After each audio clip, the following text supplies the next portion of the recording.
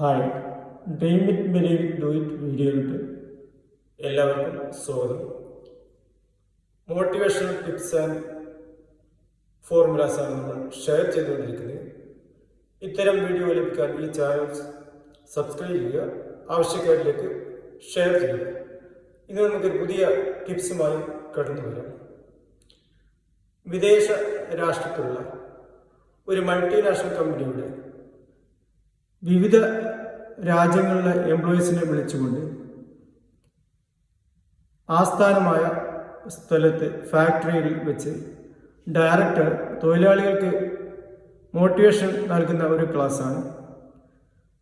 Motivation നൽകിയ ഒരുപാട് കാര്യങ്ങൾ വിശദീകരിച്ചുകൊണ്ട് ഈ ഡയറക്ടർ ഒരു സംഭവം വിശദീകരിക്കുന്നത് ഇങ്ങനെയാണ്. രണ്ട് സുഹൃത്തുക്കളുണ്ടായിരുന്നു. ഒരാൾ വിദ്യാസമ്പന്നനും ഇടത്തരം കുടുംബത്തിൽ ജനിച്ചവനും, മറ്റൊരാൾ കറുകറുത്ത ആദിവാസി യുവാവും, വിദ്യാഭ്യാസം തീരെയില്ലാത്ത, അക്ഷരാഭ്യാസം പോലും ഇല്ലാത്ത ഒരു യുവാവുമായിരുന്നു. ഈ വിദ്യാസമ്പന്ന ഇയാളെ കൂട്ടി ആവശ്യമായ അറിവുകൾ, അക്ഷരാഭ്യാസം നൽകി എഴുതാനും വായിക്കാനുള്ള ഒരു ചെറിയ വിദ്യാഭ്യാസം നൽകി. അങ്ങനെ ഇവർ പരിചയപ്പെട്ടു. ഈ ആദിവാസി യുവാവ് കയ്യിൽ ഒരുപാട് മൂല്യമുള്ള അറിവുകളുണ്ടായിരുന്നു. പ്രത്യേകിച്ച് ഇത് ബിസിനസ് രംഗത്ത് ഉപയോഗപ്പെടുത്താൻ വേണ്ടി ഇവർ ഒരു വിദേശ യാത്ര സംഘടിപ്പിച്ചു. അങ്ങനെ മലേഷ്യയിലോട്ട് അവർ വിദേശ യാത്ര പോയി. ബിസിനസ്സാണ് ലക്ഷ്യം. എങ്കിലും ഒരാഴ്ച അവിടെ താമസിച്ച് അവരുടെ ബിസിനസ് ക്ലിക്കായില്ല.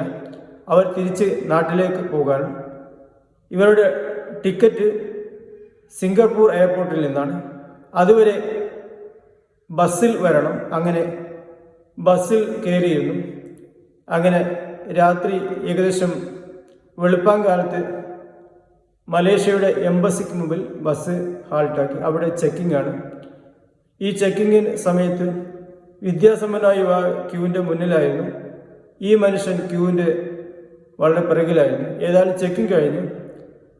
ഈ വിദ്യാസമ്പന്നമായ യുവാവ് മറ്റു ആളുകളും ബസ്സിലോട്ട് കയറാൻ നിൽക്കുമ്പോൾ എത്ര സമയം കഴിഞ്ഞിട്ടും ഈ തൻ്റെ സുഹൃത്തായ കറുത്ത യുവാവിനെ കാണുന്നില്ല. ഏതായാലും ബസ് നഷ്ടപ്പെടുത്തുമുള്ള ഇവർ വിദേശ ആദ്യമായിട്ട് നടത്തിക്കുകയാണ്. യാത്ര ചെയ്ത് പരിചയമില്ലാത്ത ആളുകളാണ്. ഏതായാലും ഇയാൾ ഈ വിദ്യാസമ്പന്നമായ യുവാവ് ബസ്സിൽ കയറി. ബസ് പുറപ്പെട്ടു.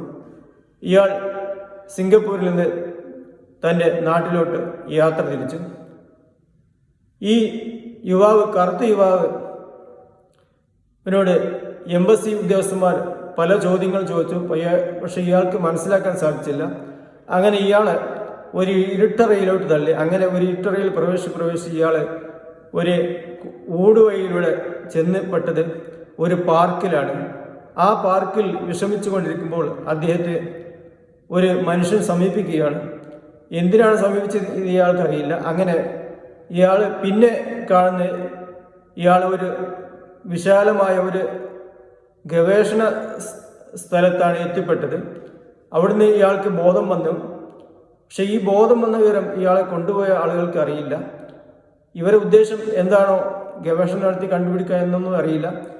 അയാൾ ബോധം വന്നപ്പോൾ ഈ കൊണ്ടുപോയ ആളുകളൊക്കെ വിശ്രമിക്കുകയായിരുന്നു. അങ്ങനെ അവിടെ രണ്ട് ബോട്ടിൽ അയാൾ കണ്ടു. ആ ബോട്ടിൽ രണ്ട് മരുന്നുകളായിരുന്നു. അങ്ങനെ ഇയാളെ കയ്യിലുള്ള ഒരു ബോട്ടിലും ഇയാൾ വിദേശത്ത് ബിസിനസ് ഡെവലപ്പ് ചെയ്യാൻ വേണ്ടി കൊണ്ടുപോയ ഒരു മരുന്നും അവിടുന്ന് കണ്ടെത്തിയ രണ്ട് മരുന്നുമായിട്ട് എങ്ങനെയൊക്കെ രക്ഷപ്പെട്ട് തിരിച്ച് നടക്കുമ്പോൾ മാന്യമായ ഒരു മനുഷ്യനെ കണ്ടുപിടി. അദ്ദേഹത്തോട് ആംഗ്യഭാഷയിലൊക്കെ കുറേ കാര്യങ്ങൾ വിശദീകരിച്ചു. ഇയാളെ സഹായിക്കാനിടയായി. ഈ 3 മരുന്നും അവിടെ നിർമ്മിക്കാനുള്ള ഏർപ്പാട് ഇദ്ദേഹം ചെയ്തു കൊടുത്തു. ഇദ്ദേഹം കമ്പനിയുടെ ഈ കറുത്ത യുവാവിന് കമ്പനിയുടെ ഓണർഷിപ്പ് തന്നെ കൈമാറി. അങ്ങനെ ഒരു വലിയ ബിസിനസ് സാമ്രാജ്യം ആരംഭിച്ചു. ഇത് പറഞ്ഞ ഉടനെ ആ വേദിയിലോട്ട് ഒരു കറുകറുത്തനായ മനുഷ്യൻ സ്കെലിട്ടനായ ഒരു മനുഷ്യൻ കടന്നു വന്നു. ഇത് കണ്ടപ്പോൾ ഈ എംപ്ലോയീസ് എല്ലാവരും എണീറ്റ് അദ്ദേഹത്തെ ആദരിച്ചു. ഇതിനു ശേഷം ഈ സംസാരിക്കുന്ന ഡയറക്ടർ സദസ്യരോട് പറയുകയാണ്, ഈ മനുഷ്യനാണ് അന്ന് പാർക്കിൽ വിശ്രമിച്ച് ആരോ ഗവേഷണാവശ്യത്തിൽ തട്ടിക്കൊണ്ടുപോയ എങ്ങനെയൊക്കെ രക്ഷപ്പെട്ട മനുഷ്യൻ. ഇദ്ദേഹമാണ് ഈ കമ്പനീൻ്റെ ഓണർ. ഇദ്ദേഹത്തിൻ്റെ കൂടെ യാത്ര ചെയ്യുന്ന വിദ്യാസമ്പന്നമായ യുവാവാണ് ഈ കമ്പനിയുടെ ഡയറക്ടറായ ഞാൻ ഇവിടെ അവിചാരിതമായി എത്തിപ്പെട്ടതാണ്. ജോലി ആവശ്യപ്പെട്ടം ഇവിടെ വന്നപ്പോൾ എന്നെ പരിചയപ്പെടുകയും മുൻ പരിചയത്തിൻ്റെ പേരിൽ എനിക്ക് ഡയറക്ടർ സ്ഥാനം നൽകുകയും ചെയ്താണ്. അങ്ങനെ ഇത്തരം മോട്ടിവേഷൻ ടിപ്സ് ലഭിക്കാൻ ഈ ചാനൽ സബ്സ്ക്രൈബ് ചെയ്യുക. നമുക്ക് പുതിയ ടിപ്സുമായി കടന്നു വരാം. Thanks all.